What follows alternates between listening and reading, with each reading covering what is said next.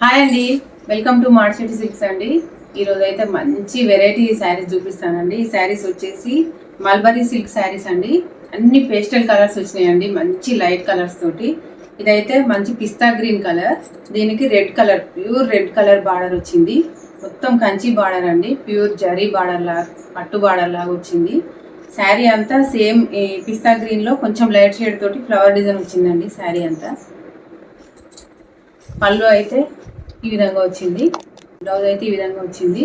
Cloth అయితే చాలా smooth గా లైట్ వెయిట్ ఉందండి. ఇది మల్బరీ సిల్క్ క్లాత్.